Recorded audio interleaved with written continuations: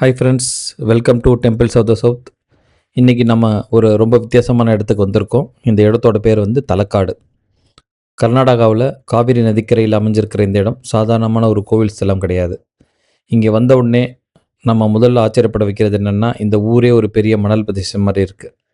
அந்த மணலுக்கு அடியில் பல நூறு ஆண்டுகள் பழமையான கோவில்கள் புதைந்து கிடக்கின்றனன்னு சொன்னால் நம்ப முடிகிறதா? அதனால தான் தலக்காட்டுக்கு மணலில் புதைந்த கோவில்களின் நகரம்னு ஒரு தனி அடையாளம் இருக்குது. நம்ம இப்போ முதல்ல பார்க்க போகிறது வந்து வைத்தியநாதேஸ்வரர் கோவில். இந்த கோவில் சிவபெருமானுக்கு அர்ப்பணிக்கப்பட்ட ஒரு பழமையான ஆலயம். கோவிலுக்குள்ளே நுழையும் போதே அந்த பழைய கால கட்டிடக்கலை நம் கவனத்தை ஈர்க்கும். இங்கே இருக்கிற தூண்கள், சிற்பங்கள், கல் வேலைப்பாடுகள் எல்லாமே பார்த்தா அந்த காலத்தில் எவ்வளோ அழகாக கோயில்களை கட்டியிருக்காங்கன்னு நமக்கு புரியும். இது மட்டும் இல்லை, தலைக்காடு ரொம்பவே பிரபலமானதுக்கு இன்னொரு முக்கியமான காரணம் பஞ்சலிங்க தலங்கள். இங்கே 5 முக்கியமான சிவாலயங்கள் இருக்குது. வைத்தியநாதேஸ்வரர், பாதாளேஸ்வரர், மரளேஸ்வரர், மல்லிகார்ஜுனேஸ்வரர் மற்றும் அர்க்கேஸ்வரர். இந்த 5 கோயில்களையும் தரிசிப்பது பக்தர்களுக்கு ஒரு முக்கியமான ஆன்மீக அனுபவமாக கருதப்படுது. இப்போ நாம் போகிற அடுத்த இடம் வந்து பாதாளேஸ்வரர் கோவில்.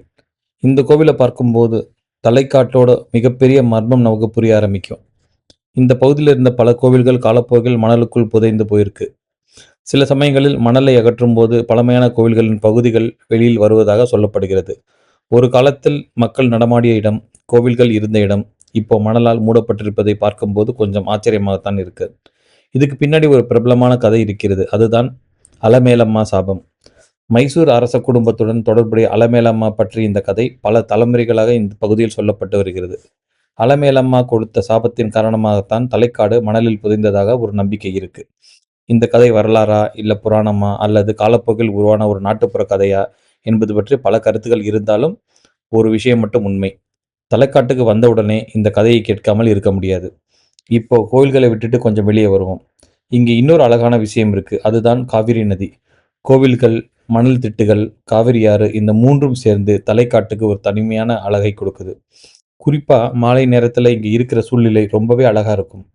நீங்க கோயில் பயணம் மட்டும் செய்யாமல் கொஞ்சம் வரலாறு, கொஞ்சம் இயற்கை, கொஞ்சம் மர்மம், இப்படியெல்லாம் கலந்த ஒரு இடத்தை பார்க்கணும்னு நினைச்சீங்கன்னா தலைக்காடு ஒரு நல்ல சாய்ஸ்.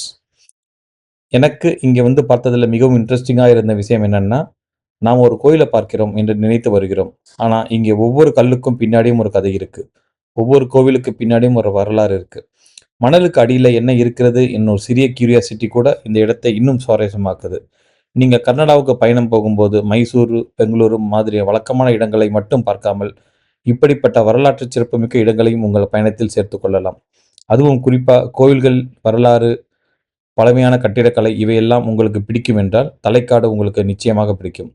சரி ஃப்ரெண்ட்ஸ், இதுதான் காவிரி கரையில் அமைந்திருக்கிற அழகான அதே நேரத்தில் மர்மம் நிறைந்த தலைக்காடு.